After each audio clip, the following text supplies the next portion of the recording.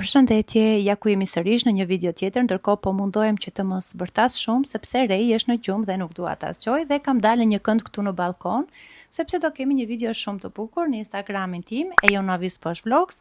Ju kam pyetur ju dhe midis qindra komentesh mesazhesh, un kam zgjedhur pikërisht këtë që të tregoj për fëmirin time, por jo diçka të thjeshtë, por të tregoj disa fakte reale, të vërteta, por që mbase ju do t'ju pëlqejnë, kështu që pa humbur kohë, unë do të filloj, i kam shkruar këtu. Dhe ndërkohë lini komente të tjera se çfarë video doni të shikoni në vazhdim, sepse gjithmonë do marr një nga idetë tuaja dhe përshëndes gjithashtu në këtë video këtë vajzën që ka lënë këtë komentin këtu, sepse nuk ishte një account me emër, nuk e di ishte diçka me make-up emri. Kushdo që je, më komento këtu tek video.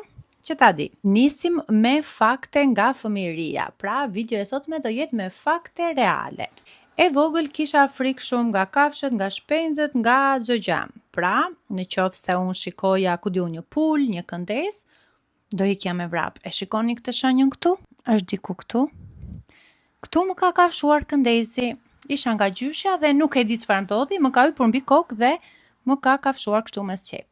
Kam qarë shumë, nuk e di, nuk e mbaj mend, nuk e se e kemi qepur. Po që kjo shenja, më keni pyetur shpesh pse ka të shenjën dhe ja, e morët vesh përgjigjen.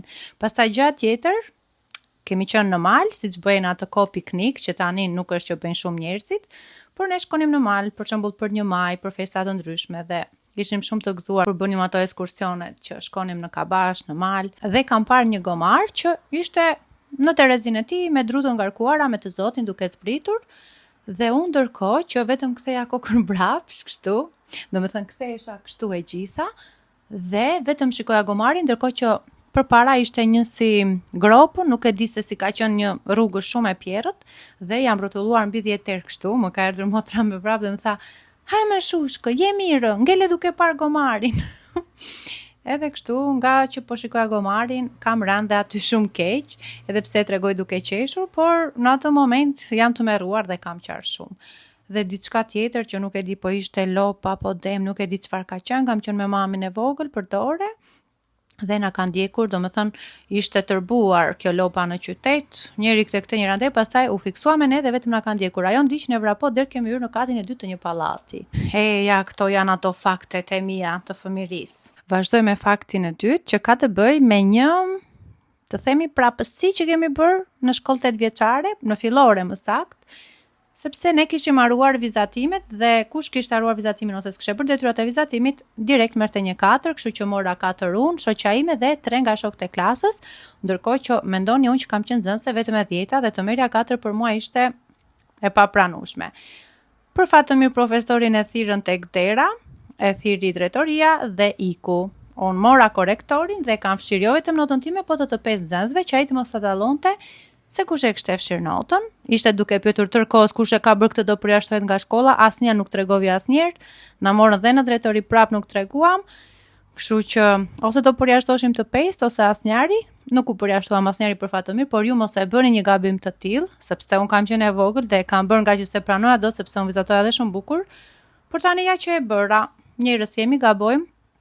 Nuk po ja u tregoj këtë që nëse ka mosha të vogla këtu ta bëjnë dhe ata jo, mos e bëni kurrë se përjashtoheni nga shkolla. Fakti 3, zgjohesha çdo ditë në 4 të mëngjesit sepse mësoja, pra vija nga shkolla. Nuk kapja asnjë libër me dorë, çlodhesha, haja diçka, dilja jashtë, luaja, pra bëhet fjalë për fëmirinë.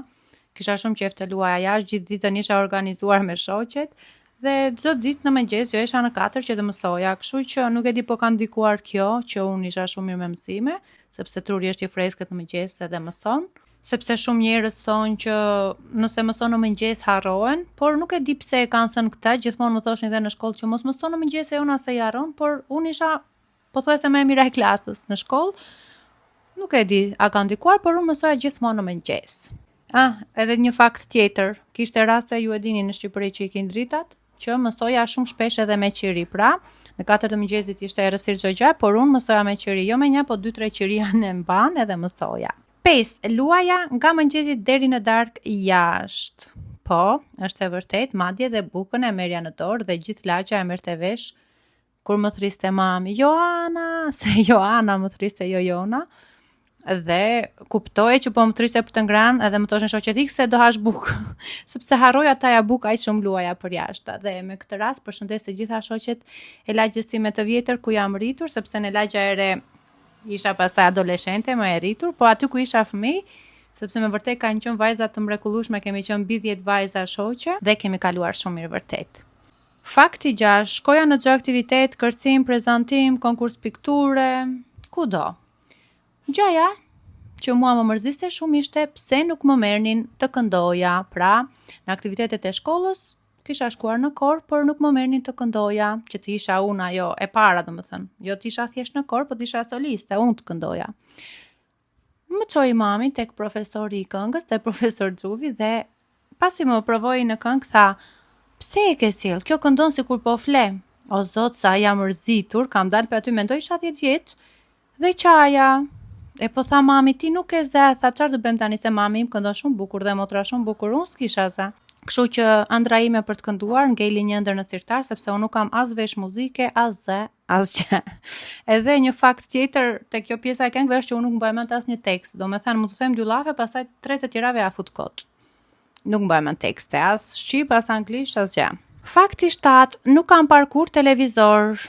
Pra, në moshën e fëmirisë, deri 10-11 vjeç nuk kam parkur televizor, nuk e di as çfarë janë kukullat, as emra kukullash, as gjë. Pastaj kam parë, pasi u rrita në adoleshencë ande këto telenovela turke, jo turke s'kan qenë atëherë, në fakt kanë qenë këto spanjollet, Dulce Maria, Rebelet, këto. Gaviota. Kështu që nëse edhe ju keni parë nga këto filma, më komentoni cilin film me ndiqnit kështu që e kishte shumë qejf, ishte një Analia. Po që në adoleshencë, kur isha e vogël. Ndërkohë po pi dhe pa kafe, uroj që gjatë kohës që kam folur mos ta kem hequr mikrofonin, se nuk jam mësuar ta mbaj kështu, edhe haroj e heq kështu, por besoj se e kam mbajtur mirë. Është kaq bukur të pi kafe, të flas me ju, dhe pse jo të lexoj komentet tuaja, kështu që më komentoni në çdo video se më jepni shumë forcë. Një fakt tjetër, fakti numër 8. Nuk ikja kurrë në shkollë pa ngrënë mëngjes. Po do thoni ju çka ka këtu për diçka të çuditshme. Jo, nuk është e çuditshme, por është super e çuditshme, sepse unë nuk haja një mëngjes do si do. Për shembull, haja mëngjes, që në mëngjes bukë me gjalp me fasole. Domethënë, nuk e di çfarë mëngjesesh ishin këto, por unë i haja dhe më shjonin shumë. Pastaj la edhe më dhe ikja në shkollë. Por aja gjellëra në mëngjes, dhe nuk e di pse, por organizmi im donte të hante mirë në mëngjes. Mbase këto janë si ato mëngjeset angleze, sa ata hanë në mëngjes kështu fasule, por unë isha fëmijë, nuk dija mëngjes angleze, thjesht ashtu më haj dhe haja. Vazhdojmë, isha nxënëse e dalluar, prap fakti numër 9, por nuk më pëlqente fotoja që më kishin vënë. Pra, unë e shikoja veten aty dhe thoja, më mirë mos isha e dalluar, më mirë mos mësoja kaq shumë se sa ajo foto që më kanë vënë aty. Dhe sa eri thoja zyshes për të më ndëruar atë foton, më thoshe tani janë vënë foto dhe nuk ndrohen. Edhe tani që e mendoj që jam e rritur, çfarë kishte për të ndruar e foto? Ja thjesht zysha duhet ai që atë vindën tjetër që duhet ja jepja unë. Ma pas ka bërë kaq të vështirë kohë, domethënë thoshte është e pamundur, nuk i qet fotoja.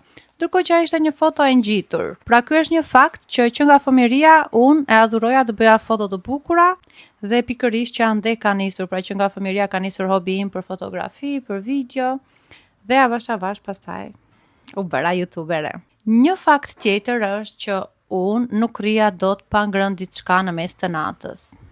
Të vinte ora 12:01, unë duhet të haja diçka se s'bën dhe flija shumë herët, në orën 8 unë isha në qumë, sepse siç u thash unë s'esha që në 4, kështu që duke fjetur që në 8 në 1 mua më vinte orari për të ngrënë dhe doja gjithmonë të haja një molto, një banane, një gotë qumësh, gjithmonë, domethënë çohesha natën të haja. Motra më thoshte si do bësh ti kur të jesh e rritur, do shkosh te burri, do zesh tash natën, do turprohesh.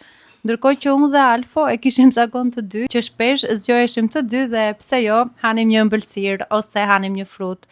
Pra thash shqyr që është dhe ky si unë që ha diçka në mes të natës. Nuk e di si jeni ju, mbase e bëjnë 90% të njerëzve, mbase edhe se bëjnë, por ne kështu bënim. Dhe me që mu kujtua motra që e kujtova në këtë pjesë, që them vetëm një fakt për motrën time, që e mbante pultin, sikur ishte telefon, ishte periudha që sa kishin dalë telefonat dhe ajo që të duke sikur kishte telefon, kishim dalë xhiro, ishim të vogla, unë mund të kem qenë 8-9 vjeç, ajo 13, e vogël ka qenë ajo, as në adoleshencë s'kishte hyrta mama akoma. Dhe e mbante pultin sikur po fliste telefon. Dhe kur ja kujtoj tani i vjen shumë inat dhe do më vras për të qovi këtë në video, por po i bëj një thirrje Anxhit nëse e shikon këtë videon dhe ju nëse jeni dakord që po e dëgjoni dhe po e shikoni që Anxhit të vi këtu dhe të tregoj dhe ajo këto faktet e saj mbas edhe qesharake të fëmirisë, komentoni që po duam një part 2 si kjo video, por të themi disa fakte të tjera edhe për Anxhin, por mbas edhe për mua. Kështu që mbas një video tjetër do të jetë me fakte rreth meje dhe Anxhit. Lini ju koment nëse e doni një video të tillë. Dhe fakti tjetër që e lash pikërisht për në fund, sepse si fillim doja ta bëja pak situatën qesharake, të kënaqeshin bashkë me këto fakte që janë reale, nuk i kam shpikur. Ata që më njohin prej vitesh dhe që fëmijë e din dhe madje më komentoni këtu nëse kam ndonjë nga shoqet apo shokët e klasës. Kur kishim mbledhje me prindrit që duhet të vinin të dy prindrit, por mua më vinte vetëm mami dhe shpesh unë nuk flisja për këtë temë dhe shoqet dhe shokët më thoshin po ti ku e ke babin, edhe ishte një pyetje që më bëhej shpesh dhe mbas edhe nga ju më është bërë shpesh këtu, kështu që ta mbyllim me këtë pyetjen. Unë jam rritur vetëm me mamin, ky është një fakt që mbase shumë nga ju e din, po mbase edhe nuk e din.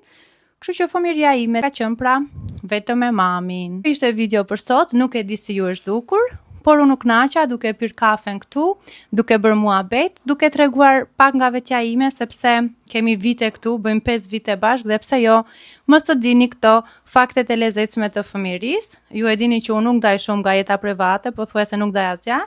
Por këto janë detaje dhe gjëra që nuk kanë të bëjnë shumë me jetën private, por kanë të bëjnë pra me ato gjestet që bënim të vegjël, çfarë na ndodhte, kështu që lini ju një koment nëse keni ndonjë gjë të ngjashme nga të gjitha këto 10-11 fakte që lexova unë këtu dhe të shohim sa të ngjashëm jemi bashkë. Do të shihemi në një video tjetër, lini një ide se çfarë video doni të shikoni dhe ju dua shumë të gjithëve. Paçi!